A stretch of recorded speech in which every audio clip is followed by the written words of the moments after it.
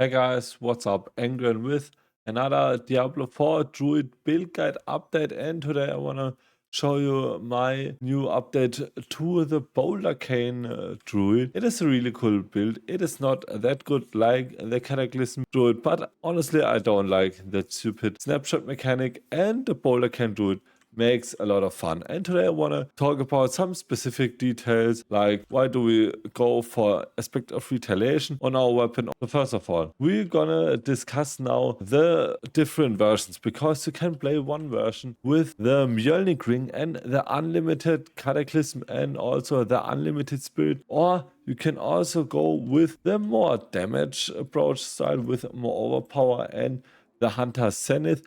But for the Hunter's Zenith version, you definitely need better gear and you need some specific details. So it is kind of better and easier to get the Infinite Cataclysm going, but it is more for speed farm. It is not that good for pushing. So first of all, what do you need for the Infinite Cataclysm? Well, you're gonna need a Mjölnic ring and try to get one with Max Endless Tempest, because even with Max Endless Tempest, you will still have maybe some little downtime. If you're gonna take your Come Before the Storm and also your Calamity, you should be fine with some Endless Tempest ranks, and that should be enough. And also try to get a higher Nature Magic cooldown reduction rank and also upgrade your items to 12th rank. But now let's gonna talk about the two other versions. First of all, if you don't have a Mjölnic ring yet, and also if you don't have a Hunter Zenith ring yet, as I said in the last video, and also get the Temper Casting Wrath skill restores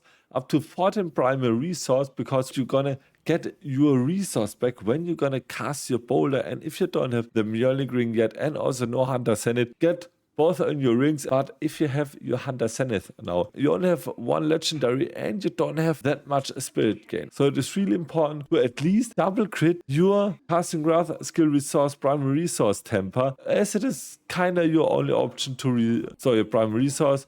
Well, we still have the Gift of the Stack. This is the setup how you can get with Hunter Zenith. As I said, get your Casting Wrath skill resource, primary resource, and double crit it. You need a high value of it, because with that and Gift of the Stack, you should be in a better place to restore all of your primary resource. Maybe you can also go for some resource cost reduction on your stuff to actually get also some more resource back, or maybe also a chance to restore primary resource on your gloves. So these are some kind of things you definitely need for your Hunter Zenith setup. It is better. It is by far the better setup like the Cataclysm Mjölnic ring, but as I said, you definitely need a way higher entry point to play with this version. So this was the two versions. You can also check out a League starter where you can even play without a Dolmen Stone, but it's only for a League shot until you get a Dolmen Stone. So check out my char planner in the description. Before we're gonna jump into the specific details about Witchcraft, the unique gems, and also the other stuff, please leave a like and a sub, would boost my channel tremendously. And also follow me on Twitch. I will also stream constantly every week. So now let's gonna talk about our Witchcrafts first, because they're kind of the new things to play. So as I said previously, we have two setups. The Cataclysm is for me the best farming setup. So if you want to farm and speed farm, play with the Mjölnic ring, and the cutter setup if you want to push or do more damage, play with the Hunter's Zenith. The Mjölnic setup is better because you're gonna get more movement speed, and you can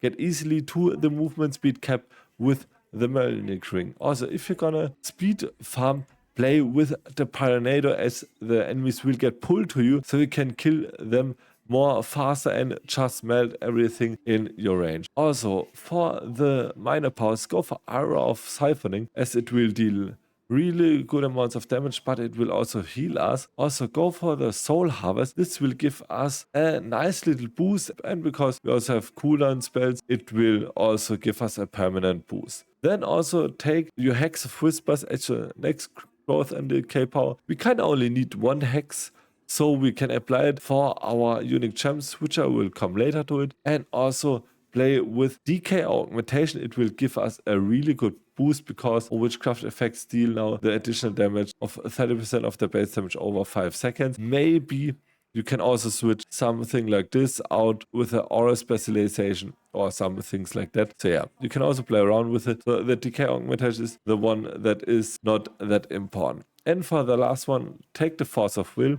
It will give us more overpower damage, and more overpower damage is also the better. So, and for your pushing setup, you want to use your Vengeful Spirit Servant instead of Paranado. And as I said, instead of your decay augmentation, maybe some other things of your Witchcraft powers. And for your unique gem, you need 2 of your magic ones. So for the first gem, you're gonna need the Elder Sigil, as we will do more damage with our Wrath skill against Hex enemies. That is also the reason why we want to have a Hex as our Witchcraft power, and also get your Phantom Swing as your second magic gem. You can also get a Tolling Switch until you have your legendary gem, and as your legendary gem, then take the Friend of the Bog. It is a really good one, and it will give us huge damage gains. So this is for our Witchcraft and our gem setup from the season. So now let's gonna talk about the changes I made to my gear from the previous video. So as I said, Basilisk Spray is really important because it will give us all of the wearable interactions and bonuses. Right now I still have the Insatiable Fury, which is a really good chest to begin with, but ultimately you want to go for the Shroud of the False Death, the Mythic Unique, because it will just boost your damage even more, and with all of the passive gains, you're gonna get a really nasty damage boost. So go for the Shroud of the False Death. For our gloves, get a Metamorphic Stone on your gloves. Why do I have the Metamorphic Stone on my gloves and the Retaliation on my weapon? Well, it's simply easy. Retaliation is a damage multi, and your Metamorphic Stone is only a additive damage source, so we will gonna do far more damage with our Retaliation because it gets multiplied. So also for your other stats on your gloves, get max life, overpower damage, and willpower. As I said, when you go for the push variant, you can also go for chance to restore primary resource. And for your tempers, go for Hurricane Size and also overpower damage. We try to max our overpower damage because of our Spirit Boon, the Obsidian Slam, where we're gonna cast constantly our overpowered boulders. And for our pants, get the Juggernaut aspect. As long as you don't have max armor after that, get either Tibalt's Will or some other legendary pants with some good defensive tempers. Also get all rest. You're gonna need to get your all rest on this one. Also get your armor so you can cap it without a Juggernaut aspect and get either max life or willpower, but I recommend to you go for willpower. For tempers, go for hurricane duration and also some sort of resistance to cap it out. For boots, go for max life, GA boulder, and also some sort of resistance or movement speed, but still not capped with the other source. For your tempers, go for hurricane duration and also digitate gate. We constantly weave our blood hole and our shred in, so we constantly get the movement speed from our werewolf form. And for a weapon, get aspect of retaliation, as I said. For the stats, get willpower, max life, and also overpower damage. For tempers, go for overpower damage and also chance for bowler projectiles to cast twice.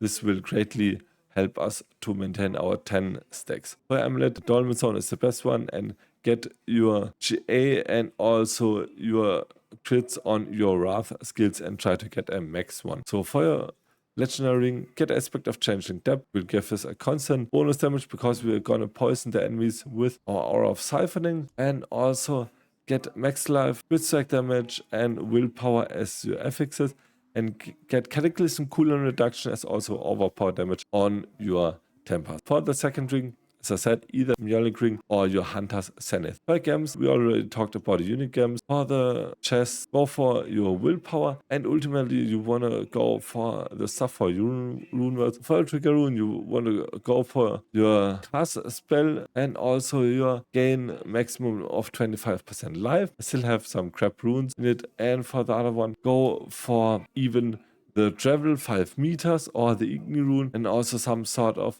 guaranteed crit and your overpower. It will help us with our overpowered and crit, always crit bowler, and also slot it into your weapon. For our Spirit Boon set, Gift of the Stack. For the second row, go for Iron Feather and Aven Wrath. If you still have problems with Cataclysm, go for Calm Before the Storm and leave out your Iron Feather. For your Wolf, go for Calamity for more ultimate duration, and for your Snake, go for the Obsidian Slam, or as I said, Calm Before the Storm. So for your skill tree, it is really simple. I didn't change that much since the last video. If you want to have a full breakdown of my skill tree, check out either my chart planner or my last video of it. I will just talk about the changes I made. I went now into the primal shed for more teleport. I also went for 3 points of iron fur, other bulwark, and also the innate blood howl, and also for aptitude. And now I also went for the natural bowler for my crit chance. I tested out the savage bowler, but it is unfortunately not that good. And for hurricane, I went for our natural hurricane, so our enemies get vulnerable by it. And for earth skills, just go for Stone Guard and Safeguard. And Venom, and for ultimate skills, 5 points of Cataclysm. If you're gonna go for Hunter Zenith, go for 1 point of Petrify and also the glyphs into it. Some ranks so Quick Shift and Hidden Senses, and then also your Person Strength. If you're gonna have Petrify, go for Catastrophe. Also for boots, go for the Storm Shifter aspect, as it will give us even more ranks to our Hurricane and also to our Boulder. For Merc, go for Subo and also the crit sack damage with Opening Fire. And for the second one, you can go for either one, the most that you like. It's nothing special with the mercenaries. And with your Paragon quick breakdown, it is still the same. Spirit, and also for your second board, Dominate, and your Survival Instincts board, then Hide and Malice, and also your Whereby Cleave. And for your second last board, go for your Ancestral Guidance and also your Outmatch Cleave now, because our skills are now physical again. And for your last board, go for your Earth and Devastation as also your Earth and Sky for more of your damage. And after that, just go for your other missing nodes and max out even more of your glyphs, and then you should be fine. In the rotation, it is pretty simple. Just press Hurricane. After that, go for Cataclysm, then Bowler, keep your bowlers at max. If you are rooted or stunned or CC'd, go for other Bulwark, and also keep your Bloodhound on cooldown and weave in some shed to reposition yourself and also to move from pack to pack. So I hope I could show a really cool update for the Bouldercane Druid. I will move on to the Spiritborn at first, but I will still try out a Short Druid. I don't like the Cataclysm Druid, maybe I will try it out, but yeah, let's see. If you have some further questions, please ask them in the comments down below. And if you like the video, please leave a like and a sub, would boost my channel tremendously. Until the next video, bye.